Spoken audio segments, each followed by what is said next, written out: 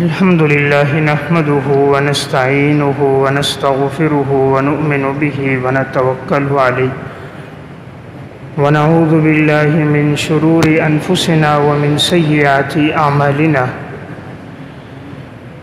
من يهده الله فلا مضل له ومن يضلله فلا هادي له وأشهد أن لا إله إلا الله وحده لا شريك له وأشهد أن محمدًا عبده ورسوله أما بعد فأعوذ بالله من الشيطان الرجيم بسم الله الرحمن الرحيم يا أيها الذين آمنوا ادخلوا في السلم كافة ولا تتبعوا خطوات الشيطان إنه لكم عدو مبين وقال الله تبارك وتعالى في مقام آخر يا أيها الذين آمنوا لا تأكلوا أموالكم بينكم بالباطل إلا أن تكون تجارة عن تراض منكم ولا تقتلوا أنفسكم إن الله كان بكم رحيما وقال النبي صلى الله عليه وسلم من أكل طيبا وعمل في سنة وأمن الناس بوائقه دخل الجنة وقال النبي صلى الله عليه وسلم إن الحلال بين والحرام بين وبينهما مشتبهات لا يعلمها كثير من الناس فمن اتقى الشبهات فقد استبرأ دينه وعرضه ومن وقع في الشبهات وقع في الحرام رواه مسلم ورواه ابو داود صدق اللہ العظیم۔ میرے انتہائی واجب الاحترام قابل صد احترام بھائیوں، دوستوں اور بزرگوں، میں نے آپ کے سامنے قرآن کریم کی 2 آیات اور نبی اکرم صلی اللہ علیہ وسلم کے ارشادات میں سے 2 حدیثیں پڑھی ہیں۔ قرآن کریم کی جو آیت تلاوت کی، اس میں اللہ رب العزت ارشاد فرماتے ہیں یا ایھا الذین آمنوا ادخلوا فی السلم کافہ، اے ایمان والو تم اسلام میں داخل ہو جاؤ مکمل طور پر، پورے کے پورے اسلام میں داخل ہو جاؤ۔ وَلَا تَتَّبِعُوا خُطُوَاتِ الشَّيْطَانِ، اور تم لوگ شیطان کے نقش قدم پر نہ چلنا، شیطان کی پیروی نہ کرنا۔ دوسری آیت میں ارشاد فرمایا یا ایھا الذین آمنوا لا تأکلوا اموالکم بینکم بالباطل، اے ایمان والو تم آپس میں ایک دوسرے کے مال کو ناحق طور پر مت کھاؤ، مگر یہ ہے کہ تم آپس میں تجارت کرو اور وہ تجارت تمہاری رضامندی کے ساتھ ہو، اور تم اپنے آپ کو قتل نہ کرو، یقیناً اللہ تعالیٰ انسانوں پر نہایت رحم کرنے والا ہے۔ حدیث میں نبی اکرم صلی اللہ علیہ وسلم نے ارشاد فرمایا من اکل طیبا وعمل فی سنت وامن الناس بوائقہ دخل الجنہ۔ آپ نے فرمایا جس میں 3 باتیں ہوں گی اللہ تعالیٰ اسے جنت میں داخل کر دے گا۔ نمبر 1 وہ رزق حلال کھائے، نمبر 2 مسنون اعمال کا اہتمام کرے، نمبر 3 لوگ اس کے شر سے محفوظ ہوں، فرمایا ایسا شخص جنت میں جائے گا۔ تو من اکل طیبا، نمبر 1 رزق حلال کھانے والا ہو، نمبر 2 آپ صلی اللہ علیہ وسلم کی سنتوں پر عمل کرنے والا ہو، نمبر 3 وَأَمِنَ النَّاسُ بَوَائِقَهُ، لوگ اس کے شر سے محفوظ ہوں، فرمایا دخل الجنہ، یہ شخص جنت میں داخل ہوگا۔ دوسری حدیث میں نبی اکرم صلی اللہ علیہ وسلم نے ارشاد فرمایا ان الحلال بین والحرام بین، حلال بھی بالکل واضح ہے، حرام بھی بالکل واضح ہے، وبینہما مشتبہات، اس حلال اور حرام کے درمیان بہت سی چیزیں ایسی ہیں جو مشتبہ ہیں، لا یعلمها کثیر من الناس، بہت سارے لوگ ان مشتبہ چیزوں کو نہیں جانتے۔ فمن اتقى الشبہات، جو شخص مشتبہ چیزوں سے اپنے آپ کو بچائے گا وہ اپنی عزت کو بھی محفوظ کرے گا اور اپنے دین کو بھی محفوظ کرے گا۔ ومن وقع فی الشبہات وقع فی الحرام، جو مشتبہ چیزوں میں پڑ جائے گا ایک وقت آئے گا کہ وہ حرام کاموں میں بھی مبتلا ہو جائے گا۔ پھر آپ صلی اللہ علیہ وسلم نے مثال دے کر سمجھایا، جیسے کہ ایک سرکاری چراگاہ ہو اور اس کے ارد گرد جانور چر رہے ہوں۔ اب اگر چرواہا ان جانوروں کو روک کے رکھے گا تو وہ اس چراگاہ میں داخل نہیں ہوں گے، لیکن اگر چرواہا جانوروں کو لا کر اسی چراگاہ کے ارد گرد چرائے گا تو ایک وقت آئے گا کہ یہ جانور اس سے بے قابو ہو کر اس چراگاہ میں داخل ہو جائیں گے۔ تو اسی طرح آپ نے فرمایا جو مشتبہ چیزوں میں پڑے گا ایک وقت آئے گا کہ وہ حرام کام میں بھی مبتلا ہو جائے گا۔ تو قرآن کریم کی آیات اور احادیث میں ہمیں جس بات کی طرف توجہ دلائی گئی ہے وہ ہے معاملات کی اہمیت۔ اسلام میں معاملات کی بڑی اہمیت ہے، جسے دوسرے الفاظ میں حقوق العباد کہا جاتا ہے۔ اسلام 5 چیزوں کا نام ہے۔ نمبر 1 عقائد، نمبر 2 عبادات، نمبر 3 معاملات، نمبر 4 معاشرت، نمبر 5 اخلاقیات۔ ان 5 چیزوں کو جمع کرو تو دین اسلام ہے۔ ان میں سب سے پہلی چیز عقائد، اس کا تعلق دل کے ساتھ ہے، اس کا تعلق اعضاء کے ساتھ نہیں ہے، انسانی قلب کے ساتھ ہے۔ اللہ پر ایمان، اللہ کے رسولوں پر ایمان، قرآن کریم پر ایمان، آخرت کے دن پر ایمان، آپ صلی اللہ علیہ وسلم کی ختم نبوت پر ایمان، یہ سب عقائد ہے۔ دوسری چیز ہے عبادات، جیسے نماز، روزہ، زکوٰۃ، حج۔ تیسری چیز ہے معاملات۔ معاملات کیا ہے؟ خرید و فروخت کرنا، کسی سے ادھار لینا، کسی کے ساتھ قرضے کا معاملہ کرنا، کسی کے پاس کوئی چیز رہن رکھوانا، امانت دینا، امانت لینا، ان تمام کا تعلق معاملات سے۔ چوتھی چیز ہے معاشرت۔ انسان جو آپس میں زندگی گزار رہا ہے، چاہے اس کی زندگی گھر میں گزرے یا باہر گزرے، گھر کی زندگی میں والدین کے ساتھ، اولاد کے ساتھ، بیوی بچوں کے ساتھ، باہر کی زندگی میں دوست احباب کے ساتھ، پڑوسیوں کے ساتھ، خاندان والوں کے ساتھ، یہ معاشرت ہے۔ 5ویں چیز اخلاقیات، کہ انسان جب کسی کے ساتھ بات کرتا ہے، معاملہ کرتا ہے تو اس کا رویہ کیا ہوتا ہے، مزاج کیسا ہوتا ہے، یہ اخلاق کہلاتا ہے۔ اب ان میں پہلی چیز عقائد ہے، دوسری چیز عبادات ہے۔ عبادات میں نماز کے علاوہ آپ دیکھیں تو بقیہ عبادات سال میں 1 دفعہ ہیں، روزہ پورے سال میں 1 دفعہ ہے، زکوٰۃ سال میں 1 دفعہ ہے اور وہ بھی صاحب حیثیت پر ہے، حج زندگی میں 1 دفعہ ہے اور وہ بھی صاحب حیثیت پر ہے۔ جو عبادت روزانہ کی ہے وہ ہے نماز۔ تو نماز اور دیگر اہم احکامات یہ حقوق اللہ کہلاتے ہیں، اور جن میں انسان کا تعلق بندوں کے ساتھ ہوتا ہے یہ حقوق العباد کہلاتے ہیں۔ اللہ تبارک و تعالیٰ کے حقوق مقدم ہیں تعظیم کی وجہ سے۔ اللہ کو ضرورت نہیں ہے، اللہ رب العزت نے جو حکم دیا وہ ہمارے فائدے کے لیے ہے، ہمارے گناہوں کی معافی ہے، ہمارے درجات کی بلندی ہے، ورنہ عبادت کرنے سے نہ اللہ رب العزت کی کبریائی میں، بادشاہت میں نہ ذرہ برابر اضافہ ہوتا ہے، اور نہ اگر ہم سب نافرمان ہو جائیں تو ذات باری تعالیٰ کی بادشاہت اور کبریائی میں ذرہ برابر کمی بھی نہیں ہوتی۔ تو یہ حقوق اللہ ہے۔ حقوق العباد وہ جن کا تعلق بندے کے ساتھ ہوتا ہے۔ اللہ رب العزت کے جو حقوق ہیں اس میں اگر کمی کوتاہی ہو جائے، انسان اللہ کے سامنے اپنے آنسو بہا دے، ندامت کا اظہار کرے، 2 رکعت صلاۃ التوبہ پڑھ لے، رب العالمین گناہوں کو معاف فرما دیتے ہیں۔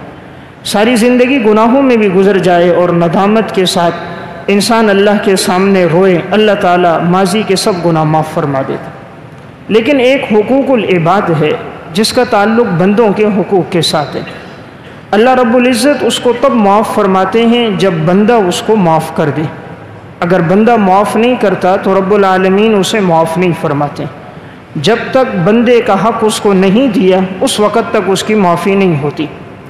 ہمارے معاشرے میں لوگ حقوق اللہ پر عمل کرنے والے کو دیندار سمجھتے ہیں، لیکن معاملات کے اندر آدمی کتنا ہی کھوٹا کیوں نہ ہو، لوگ اس کو بے دین نہیں سمجھتے، اس کو دیندار سمجھ رہے ہوتے۔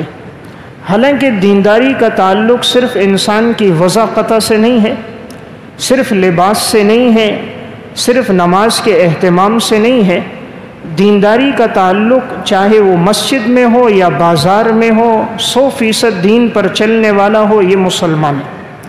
مسجد میں داخل ہوا عبادت کرتا ہے، مسجد سے باہر نکل گیا درندہ بن جاتا ہے، کبھی یتیموں کے مال پر قابض ہو رہا ہے، کبھی بیواؤں کے حقوق غصب کر رہا ہے، مال میں ملاوٹ کر رہا ہے، دھوکہ دے رہا ہے، رشوت پہ زندگی گزار رہا ہے، لوگوں کی ضرورت سے ناجائز فائدہ لے کر سود پر پیسہ دے رہا ہے، تو اس کی یہ عبادات دھری کی دھری رہ جائیں گی اگر اس کے معاملات ٹھیک نہیں ہیں۔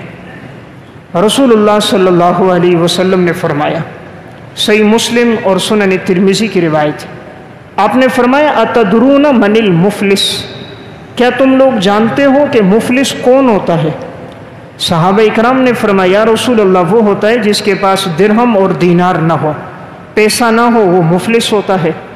آپ نے فرمایا نہیں، میری امت میں مفلس وہ ہوگا کہ جس کے پاس نیکیاں ہوں گی، اعمال ہوں گے، روزے ہوں گے، صدقات ہوں گے، حج ہوں گے، نوافل ہوں گے، لیکن اس نے کسی پہ تہمت لگائی ہوگی، کسی پہ بہتان لگایا ہوگا، کسی کا مال غصب کیا ہوگا، کسی کا حق چھینا ہوگا، تو قیامت کے دن جب اس کو لایا جائے گا تو پھر ان لوگوں کے حقوق ہوں گے تو اس کی نیکیاں ان میں تقسیم کر دی جائیں گی۔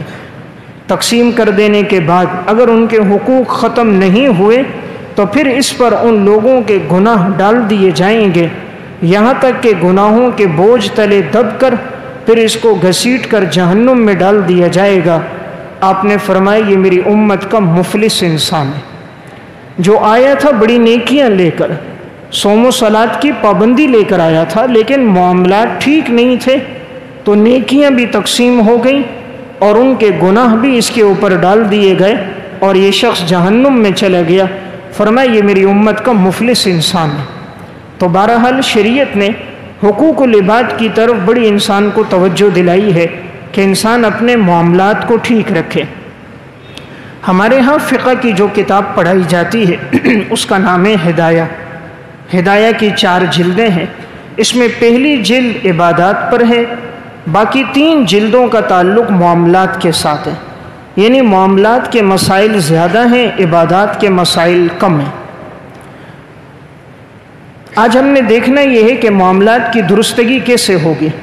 بعض ساتھی الحمدللہ عبادت کا اہتمام کرتے ہیں، بہت اچھی بات ہے، لیکن دیکھنے میں آتا ہے بہنوں کو میراث نہیں دیتے، بھائیوں کو ان کا حق نہیں دیتے، بڑے ہو کر سارے مال پر قابض بن جاتے ہیں، باپ کے انتقال کے بعد ساری جائیداد پہ خود قبضہ کر دیتے ہیں، اور پھر جب چھوٹے بڑے ہو جائیں تو کہتے ہیں یہ تو ہم نے کمایا، باپ کے ساتھ تعاون تو ہم نے کیا، یہ تو ہمارے ہاتھوں کی کمائی ہے، تیرا کوئی حصہ نہیں بنتا۔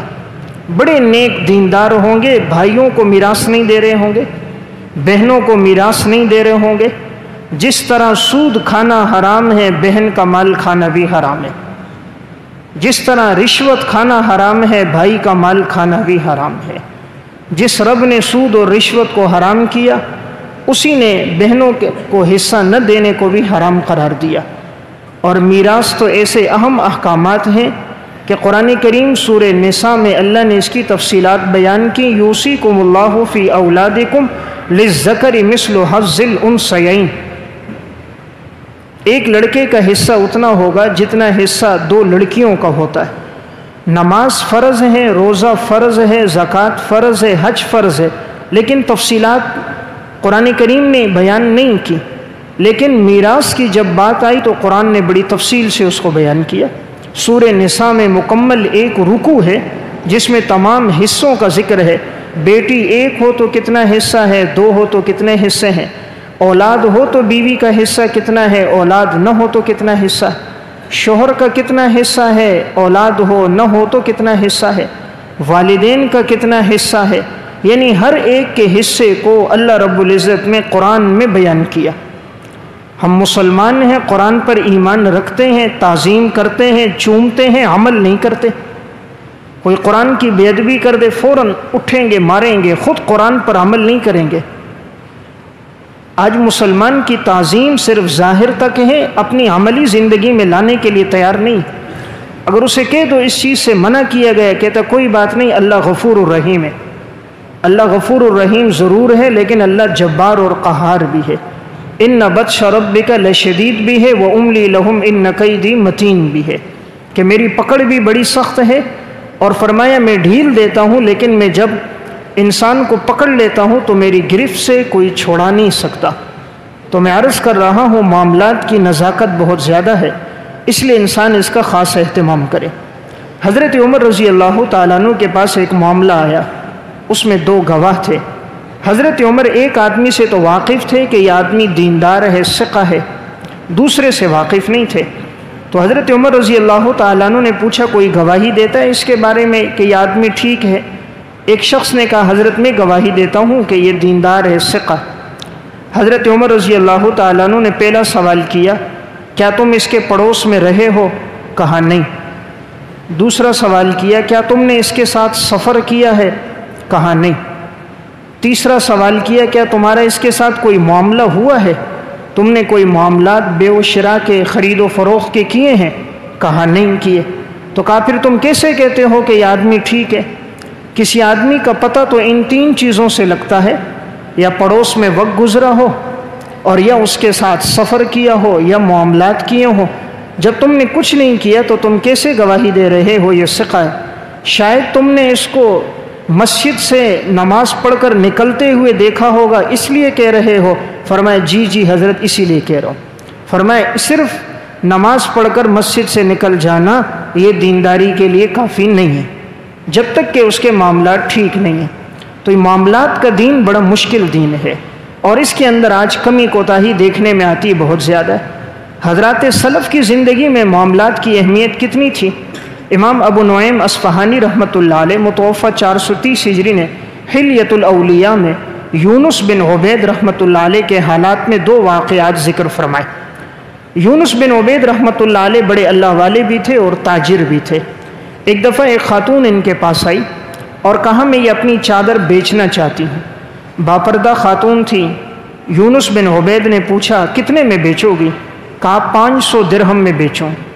انہوں نے چادر دیکھی کہ چادر کی قیمت تو بہت زیادہ ہے، اور اس کو اصل قیمت کا پتہ نہیں، تو کہیں اس کو وہ چادر کسی نے ہدیے میں دی تھی تو اسے معلوم نہیں تھا کہ اتنی قیمتی چادر ہے۔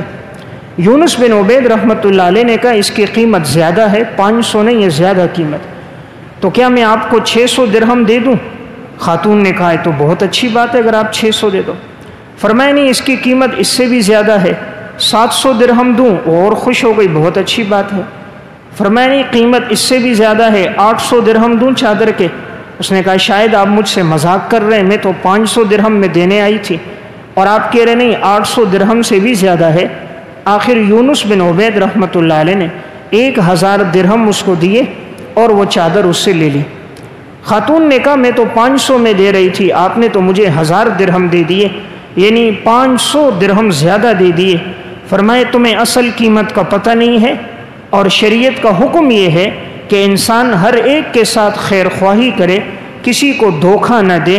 اگر کوئی کسی بات سے ناواقف ہے تو جہالت کی وجہ سے اس کو نقصان نہ دے۔ تو تمہیں اصل قیمت کا پتہ نہیں، اگر میں تم سے کم قیمت میں لیتا تو یہ تمہیں نقصان ہوتا، تمہارے ساتھ خیر خواہی نہ ہوتی، اور دین تو سراسر نام ہے، الدین النصیحہ، دین تو نام ہی خیر خواہی کا ہے۔ تو 500 درہم کی چادر 1000 درہم میں ان سے لے لی۔ تھوڑی دیر کے لیے ہم تصور کریں، ہمارے پاس اگر کوئی 1000 روپے کی چیز 500 میں بیچنے آئے تو ہم فوراً ہی اس سے لے لیں گے، اس کو نہیں بتائیں گے اس چیز کی اصل قیمت کیا ہے، جتنا جلدی ہو اس سے خرید لیں گے۔ جیسے ہمیں پتہ ہوتا ہے یہ چوری کا سامان بک رہا ہے، ہم لے لیتے ہیں کہ چوری کا ہے، چلو کم قیمت پہ بک رہا ہے، یہ نہیں دیکھتے اس نے کہاں سے مال لایا، تحقیق نہیں کرتے۔ یہی یونس بن عبید رحمۃ اللہ علیہ، ایک خاتون ان کے پاس آئی اور ایک چادر لے کر آئی فروخت کرنے کے لیے۔ پوچھا کتنے میں فروخت کرو گی؟ اس نے کہا 60 درہم میں بیچوں گی۔ یونس بن عبید رحمۃ اللہ علیہ نے چادر دیکھی اور کہا یہ اور تاجروں سے بھی پوچھ لو، اس کی قیمت زیادہ بنتی ہے، تمہیں پتہ نہیں ہے۔ ایک اور تاجر سے پوچھا، اس نے دیکھا، اس نے کہا حضرت 120 درہم دے دیے جائیں تو ٹھیک ہے، اس سے زیادہ کی چادر نہیں ہے۔ یونس بن عبید رحمۃ اللہ علیہ نے لی اور خاتون کو 150 درہم دیے۔ خاتون بڑی خوش ہو گئی، فرمایا کم تو نہیں ہے؟ اس نے کہا نہیں، یہ تو آپ نے ڈبل سے بھی زیادہ قیمت دے دی، میں تو 60 درہم میں بیچنے آئی تھی۔ انہوں نے کہا جا کر اپنے گھر والوں سے پوچھو وہ اس پہ راضی ہوں گے یا نہیں۔ کہا وہ تو مجھے 60 درہم میں بیچنے کے لیے انہوں نے بھیجا تھا، آپ نے تو 150 درہم مجھے دے دیے، اس پر تو وہ بطری کے اولا خوش ہوں گے۔ تو وہ خاتون دعائیں دینے لگی اور چلی گئی۔ تو اس واقعے سے اندازہ لگائیے سلف کی تجارت کیسی تھی کہ وہ کسی کو نقصان نہیں دیتے تھے، کسی کی جہالت کی وجہ سے اس کے فائدے میں کمی نہیں کرتے تھے، وہ خود غرض نہیں ہوتے تھے، اپنے لیے نہیں سوچتے تھے۔ ان کے سامنے پہلے شریعت تھی، بعد میں زندگی تھی۔ ہمارے سامنے سب سے پہلے اپنی اغراض، دوسرے کو نقصان ہوتا ہے بھلے ہو جائے، میرا پیٹ بھر جائے۔ اس لیے جب انسان حرام کے راستے سے رزق کماتا ہے اس رزق میں برکت نہیں ہوتی، وہ جسم پہ لگتا ہے لیکن بیماریوں کا ذریعہ بن جاتا ہے۔ اولاد اسے کھاتی ہے لیکن نافرمانی کا ذریعہ بن جاتی، بیوی کے استعمال میں آتا ہے لیکن بد اخلاق ہو جاتی ہے، گھر میں آتا ہے لیکن سکون نہیں ہوتا، مال آتا ہے لیکن بیماریاں، پریشانیاں، مصائب اپنے ساتھ لے کر آتا ہے۔ اور جب شریعت کے تقاضوں کے مطابق تجارت ہوتی ہے وہ کم ہوتا ہے لیکن اللہ اس میں برکت ڈال دیتا ہے۔ امام ابن حجر ہیثمی رحمۃ اللہ علیہ نے الخیرات الحسان فی مناقب امام الاعظم ابی حنیفہ النعمان میں واقعہ لکھا۔ امام ابو حنیفہ رحمۃ اللہ علیہ کپڑے کے تاجر تھے۔ جس شخص کو اپنے ساتھ رکھا تھا اسے بتایا تھا کپڑا بیچتے وقت اصل قیمت بتایا کرو، اور اگر کپڑے میں کوئی عیب ہو تو وہ بھی بتایا کرو۔ ایک دفعہ ایک تھان تھا، وہ اندر سے عیب دار تھا۔ اس دور میں ہاتھ سے کپڑے بنائے جاتے تھے، تو اب چونکہ اس کپڑے کی قیمت کم تھی اور اس میں عیب تھا لیکن وہ لپٹا ہوا تھا، تو ایک دفعہ ایسا ہوا ایک مسافر آیا، اس نے کپڑا اوپر سے دیکھا، اسے پسند آیا، اس نے پوچھا یہ کتنے کا ہے؟ تو انہوں نے اس کو کہہ دیا 100 درہم کا ہے۔ قیمت 70 درہم تھی، اس کو 100 بتائی۔ اس نے دیکھا پسند آئی، زیادہ تحقیق نہیں کی، 100 درہم دی اور اس مسافر نے وہ تھان لیا اور چلا گیا۔ امام صاحب رحمۃ اللہ علیہ شام کو آئے، جو دن بھر کی کمائی ہوتی اس کا حساب ہوتا، پوچھا کہ وہ تھان کہاں گیا؟ کہا حضرت میں نے تو وہ بیچ دیا، اور حضرت میں نے تو مہنگے داموں میں بیچا، 70 کا تھا میں نے 100 میں بیچ دیا۔ اب دیکھیں آج کا تاجر ہوتا بڑا خوش ہو جاتا، 70 کی چیز 100 میں بیچی ہے، سب کے سامنے تعریف کرتا، اصل پراپرٹی والا، تجارت والا تو یہ ہے، دیکھو اس کو دھوکہ دینے کا کیسے طریقہ آتا ہے، پتہ ہی نہیں چلتا اور 30 درہم کا نفع کما لیتا ہے۔ تو اگر بیٹا کرتا تو باپ فخر کرتا ہے، 3 آدمیوں کے سامنے اس کا تعارف کراتا ہے کہ اب میرا بیٹا تجارت کر سکتا ہے، اب یہ پاؤں پہ کھڑا ہو سکتا ہے، کیونکہ اس کو دھوکہ دینے کا طریقہ آ گیا۔ سلف کی زندگی میں کیا بات تھی؟ امام صاحب رحمۃ اللہ علیہ نے دیکھا اور غصے ہو گئے، جب اس میں عیب تھا تم نے عیب بتایا؟ فرمایا نہیں بتایا۔ کہا جو نفع لینا تھا تم درہم 2 درہم لیتے، تم نے 30 درہم نفع لیا، اسلام تو اس کی اجازت نہیں دیتا اتنا نفع لیا جائے، جاؤ اس کو تلاش کرو اور یہ زائد رقم واپس کرو اور عیب بتاؤ، اگر وہ خریدے فبہا، نہیں تو لوٹا دینا۔ وہ شخص گیا تلاش کرتا رہا، لیکن وہ تو مسافر تھا، کہیں آگے نکل گیا، بڑی تلاش کے باوجود نہ ملا۔ امام صاحب رحمۃ اللہ علیہ نے کہا دن بھر کی کمائی کہاں ہے؟ کہا حضرت اسی صندوق میں ڈالی ہے۔ جب شام کو صندوق کھولا گیا تو پورے دن کی جو کمائی تھی وہ 30,000 دراہم سے زیادہ تھی۔ فرمایا اس میں 30 درہم شبے کے آ گئے، اس لیے ہمارے لیے اس کا استعمال جائز نہیں ہے۔ 70 درہم کی چیز 100 میں بیچی گئی، گراہک کو عیب نہیں بتایا گیا، زائد نفع لیا گیا، اس 30,000 دراہم میں 30 درہم شبے کے ہیں، اس لیے جاؤ یہ ساری رقم بغداد کے فقراء میں صدقہ کر دو۔ کسی نے کہا حضرت 30,000 دراہم ہے، فرمایا کوئی حرج نہیں، اس میں شبے کے پیسے آ گئے، اور جب مال مشتبہ ہو جائے تو اللہ کی رحمتیں نہیں اترتی، مال میں برکت نہیں رہتی، اور وہ مال دین سے دوری کا ذریعہ بن جاتا ہے۔ چنانچہ 30,000 دراہم فقراء میں صدقہ کر دیے۔ آج تو ہم حرام بھی کھا جاتے ہیں، ڈکار بھی نہیں مارتے، ہم تو حرام کو حلال کرنے کے راستے ڈھونڈتے ہیں، تدبیریں ڈھونڈتے ہیں، ہیلے ڈھونڈتے ہیں، کسی طرح بھی ہو یہ حلال ہو جائے ہمارے لیے۔ بعض تو ایسے ہیں وہ اس میں پڑتے ہی نہیں ہیں، وہ کہتے ہیں مال جہاں سے بھی آئے آنے دو، اس لیے وہ آ ضرور جاتا ہے، لیکن مال کا جو مقصد ہے سکون وہ حاصل نہیں ہوتا۔ وہ آ ضرور جاتا ہے لیکن وہ بیوی بچوں کی اطاعت نہیں، نافرمانی کا ذریعہ بن جاتا ہے۔ وہ آ ضرور جاتا ہے لیکن مصیبتیں اور بیماریاں ساتھ لے کر آتا ہے۔ وہ آ ضرور جاتا ہے لیکن بہت سارے کو ساتھ لے کر جاتا ہے۔ وہ 30,000 حرام کا آتا ہے اور پھر نقصان 3 لاکھ کی صورت میں ہوتا ہے۔ وہ لاکھ حرام کا آتا ہے اور نقصان 10 لاکھ کی صورت میں سامنے آتا ہے۔ یہ تو مکافات عمل ہے، جیسا انسان کر رہا ہوتا ہے ویسا اس کے ساتھ ہو رہا ہوتا ہے۔ جن کے معاملات ٹھیک ہوتے ہیں اللہ رب العزت ان کو خوب نوازتا ہے۔ انسان نادان سمجھتا ہے حرام کے راستے سے وہ زیادہ کما رہا ہے۔ مکافات عمل میں انہوں نے ایک واقعہ لکھا، ایک شخص تھا جو خالص دودھ بیچا کرتا تھا، دوسرا تھا وہ ملاوٹ کر کے دیتا، لوگ منع کرتے وہ باز نہ آتا، کہتے نہیں اس طرح میں نے بہت کما لیا۔ 3 بھینسوں سے کام شروع کیا، کہا 27 پہ پہنچ گیا۔ اللہ کی طرف سے ڈھیل آتی ہے کہ انسان توبہ کر دے، انسان پھر اس پہ اتراتا ہے، تکبر کرتا ہے، اس کو اپنا ہنر سمجھتا ہے، دھوکہ دینے کو کمال سمجھتا ہے۔ پھر رب العالمین کی طرف سے گرفت ایسی آئی کہ بارش لگی ہوئی تھی، اس کے دوران اچانک ایسا ہوا جہاں یہ تھی اوپر سے تار گری ان کے اوپر، بھینسوں کے اوپر، سب کو کرنٹ لگا، اور اسی طرح اس باڑے کے اندر آگ لگی۔ آگ لگنے کے بعد، کرنٹ کے بعد جتنی بھینسیں تھیں سب کی سب وہی مر گئے، سب جلس کے مر گئیں، کوئی باقی نہ رہا۔ جس طرح حرام راستے سے کمایا تھا وہ ایک دن میں چلا گیا، کہاں عرش پہ تھا اور فرش پہ آ گیا۔ اللہ رب العزت کی ناراضگی سے ڈرنا چاہیے، حرام کو اپنا ہنر نہیں سمجھنا چاہیے، دھوکہ دینے کو کمال اور دانشمندی نہیں سمجھنی چاہیے، رب کی طرف سے ڈھیل سمجھنی چاہیے کہ رب العالمین کی طرف سے ڈھیل ہے، انسان اپنی طرف توبہ کر لے۔ اس لیے میں عرض کر رہا ہوں اصل دین معاملات کا دین ہے۔ معاملات جتنے صاف ہوں گے اللہ رب العزت کی طرف سے عطا اسی طرح صاف ہوگی۔ انسان جو کر رہا ہے وہ حقیقت میں اپنے آپ کو نقصان دے رہا ہے، کسی اور کو نہیں دیتا۔ امام ابن خریف رحمۃ اللہ علیہ بڑے اللہ والے بزرگ تھے، ان کا بھی تجارت کا سامان تھا، ایک شخص کو ساتھ رکھا ہوا تھا۔ ایک دفعہ ایسا ہوا کہ ان سے کوئی آدمی سامان خریدنے کے لیے آیا، امام ابن خریف خود نہیں تھے تو ان کا جو وکیل تھا وہ بیٹھا ہوا تھا، اس نے سامان بیچ دیا۔ خریدنے والا ایک غیر مسلم عیسائی تھا اور اس نے وہ سامان ان سے لے لیا، اس نے بیچتے وقت مہنگے قیمت میں اسے فروخت کیا۔ ابن خریف رحمہ اللہ آئے، پوچھا، انہوں نے کہا حضرت میں نے تو اتنے دراہم میں دیا، ناراض ہو گئے، اتنے کی چیز نہیں تھی اور تم نے اتنا زیادہ اس سے نفع لے لیا، جا کر اسے بتاؤ اور یہ زائد نفع اس کو واپس لوٹاؤ۔ فرمایا حضرت وہ تو کہیں چلا گیا ہوگا، کہا میں تمہیں سواری کرائے پر لے کر دیتا ہوں، تلاش کرو۔ سواری کرائے پر لے کر دی، ڈھونڈا نہ ملا، واپس آ گئے۔ حضرت نے فرمایا مجھے بتاؤ کہاں گئے، میں خود ڈھونڈتا ہوں۔ امام ابن خریف سواری پہ بیٹھے ڈھونڈتے ڈھونڈتے گئے، لوگوں سے پوچھتے پوچھتے قافلہ کہاں سے گزرا کہاں سے گزرا، پہنچ گئے۔ آخر پہنچے تو جس نے لیا تھا اس کے پاس گئے، کہا آپ نے اس طرح سامان خریدا تھا اور آپ سے زائد قیمت میں آپ کو دیا گیا، تو میں معافی چاہتا ہوں، یہ زائد رقم میں آپ کو واپس دینے آیا ہوں۔ تو جب وہ رقم اس کو واپس دے رہا تھا، وہ غیر مسلم تھا، اس نے وہ دراہم لیے اور نیچے پھینک دیے اور اپنے جیب سے اصل دراہم نکالے اور اس کو دیے۔ انہوں نے کہا آپ نے پھینکے کیوں؟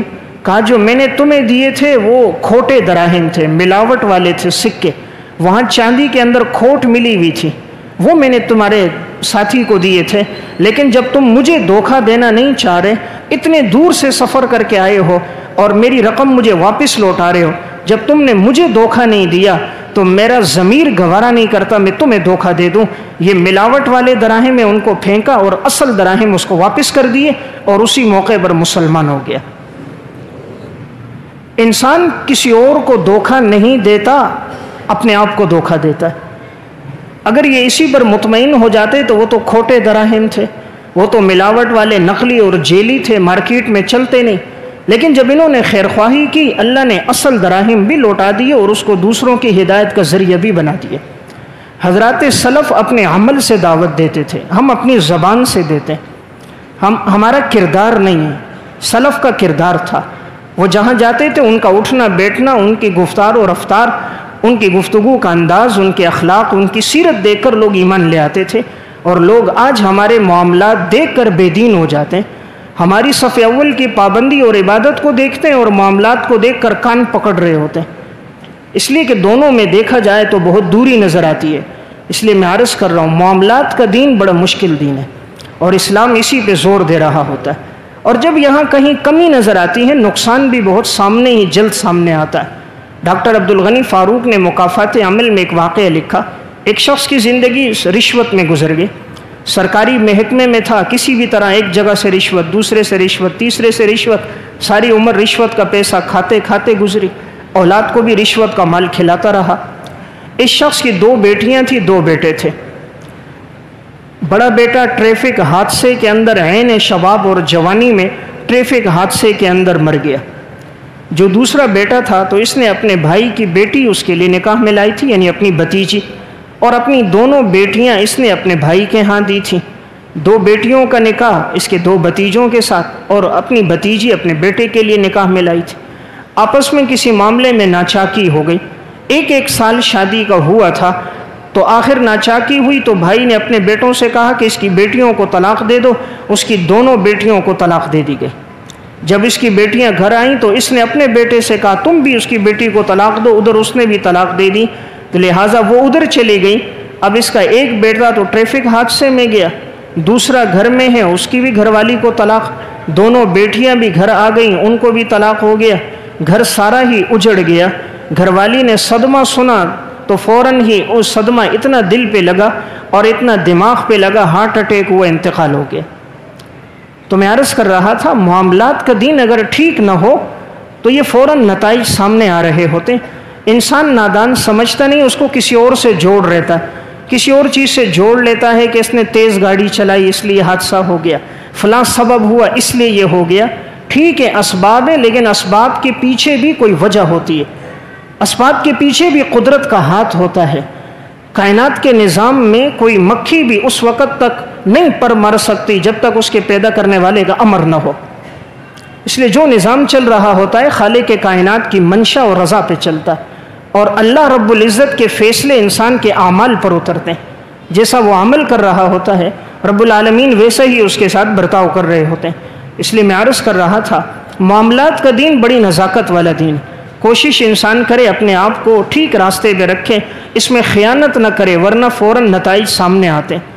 علامہ لالکائی رحمۃ اللہ علیہ بڑے عالم گزرے، ان کی ایک کتاب ہے شرح اصول اعتقاد اہل سنہ والجماعہ، اس میں انہوں نے ایک واقعہ لکھا، کہا چند لوگ حج کے سفر میں جا رہے تھے، راستے میں جاتے ہوئے ان کے ساتھ ایک تاجر بھی موجود تھا، راستے میں اس تاجر کا انتقال ہو گیا، یہ لوگ پریشان بھی ہوئے، حج کا سفر ہے اور اس کا انتقال ہو گیا، اب گھر سے بھی بہت دور ہے کہ اس کو گھر بھی نہیں پہنچا سکتے، اس دور میں اونٹوں اور گھوڑوں پہ سفر ہوتا، انہوں نے کہا یہیں اس کی تجہیز و تکفین کرتے ہیں۔ اب ان کے پاس کودال نہیں تھی، بیلچے نہیں تھے کہ قبر کھودیں، تو انہوں نے دیکھا قریب میں ان کو خیمہ نظر آیا، خیمے والے کے پاس گئے اور اس سے کہا کوئی کودال ہے، کوئی بیلچہ اوزار ہے کہ ہم نے قبر کھودنی ہے؟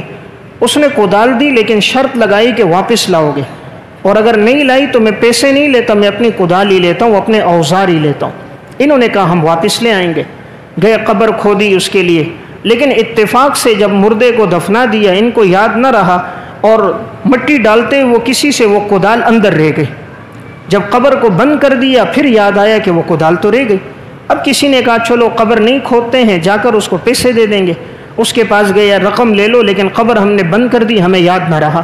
اس نے کہا میں نے پہلے کہا تھا میں اپنے اوزار پہ سودا نہیں کرتا، مجھے میرے اوزار واپس لوٹاؤ، جہاں سے ہے لوٹاؤ۔ تو انہوں نے کہا چلو قبر کو کھود دیتے ہیں، واپس لے دیتے ہیں اس کو۔ قبر کو ایک جانب سے جیسے کھودا تو وہی کودال لوہے کی جو تھی اس شخص کی میت کے ہاتھ اور پاؤں اس میں جکڑے ہوئے تھے، اور وہ ایک آگ کی چنگاریاں بلند ہو رہی تھی، سارا جسم سرخ ہوا تھا، اور یہ ہاتھ پاؤں بندھے ہیں اسی کدال کے ساتھ۔ انہوں نے جب یہ منظر دیکھا تو فوراً قبر بند کی اور کہا بھائی ہاتھ نہیں لگاتے، یہ اللہ کے عذاب میں ہے، کہیں ایسا نہ ہو یہ عذاب ہماری طرف نہ آئے۔ قبر بند کی، واپس آ گئے، آخر اس کو راضی کر کے پیسے دے دیے۔ یہ لوگ حج پہ چلے گئے، جب حج سے واپس آئے اس شخص کے ہاں گئے اور اس کی بیوی کے پاس تعزیت کی اور کہا کہ تمہارے شوہر کا راستے میں انتقال ہوا، ہم نے تدفین کی لیکن کدال ہم سے رہ گئی تھی، ہم نے قبر کھودی تو اس کا جسم اسی میں جکڑا ہوا، ہاتھ بھی گردن بھی، اور وہ عذاب میں مبتلا تھا، ہمیں نہیں سمجھ آیا کہ اس سے کون سا گناہ ہوا، تم کیا کہتی ہو اس بارے میں؟ اس کی گھر والی نے روتے ہوئے کہا کہ میرا یہ جو شوہر تھا یہ تاجر تھا، ایک دفعہ اس کے ساتھ ایک اور تاجر بھی تھا، یہ لوگ سفر میں گئے شام کے، تو اس نے دیکھا اس کے پاس مال زیادہ تھا، تو اس نے واپسی میں اس کو ایسی چیز کھلائی کہ وہ بے ہوش ہو گیا اور پھر اس کو قتل کر دیا، اور اس تاجر کو قتل کر کے وہ سارا مال لیا اور اس حرام کے مال سے یہ حج پہ جا رہا تھا۔ تو کہا اس لیے اللہ نے سزا دی ہوگی، تو اللہ نے حج کی توفیق بھی نہیں دی، راستے میں مر گیا، مال نصیب بھی نہ ہوا، لوگوں کے لیے عبرت کا نشان بھی بن گیا۔ اس لیے میں عرض کر رہا تھا حرام کا مال نصیب نہیں ہوتا، یہ اپنے ساتھ بہت سی خامیاں اور کوتاہیوں کو، مصائب اور پریشانیوں کو لے کر آتا ہے۔ اس لیے دین، معاملات کا دین ٹھیک ہو، اس معاملے میں اگر کہیں سستی ہوتی ہے اللہ کی طرف سے گرفت زیادہ ہوتی ہے، حقوق اللہ میں کمی ہو رب العالمین معاف فرما دیتے ہیں، بندے کے حق میں کمی ہو تو معافی نہیں آتی۔ حضرت عیسیٰ علیہ السلام کو اللہ نے معجزہ دیا تھا، وقم بإذن اللہ کہتے تو مردہ زندہ ہو جاتا۔ ایک مرتبہ راستے سے گزر رہے تھے، دعا کی اللہ تعالیٰ سے، تو ایک مردے کو اللہ نے زندہ کر دیا، پوچھا تمہاری حالت کیا ہے؟ کہا عذاب میں گرفتار ہوں۔ کہا کس وجہ سے گرفتار ہو؟ کہا اس وجہ سے کہ میں لکڑیاں اٹھا کے لے جاتا تھا، ایک دفعہ لکڑی اٹھائی ہوئی تھی، اس سے میں نے ایک تنکا توڑا اور میں نے اپنے دانتوں میں خلال کیا، خلال کے بعد پھینک دیا، واپس نہیں رکھا، بغیر اجازت کے استعمال کیا، اللہ نے مجھے اس کی وجہ سے عذاب دیا۔ جہاں ایک تنکے کے استعمال پر عذاب ہو، ہم تو لاکھوں روپے کھا جاتے ہیں اور ہم اس کو حرام ہی نہیں سمجھ رہے ہوتے۔ آج کسی کو حلال حرام کی بات کر دو، وہ ٹس سے مس نہیں ہوتا، ایک کان سے سنتا ہے دوسرے سے نکال دیتا ہے۔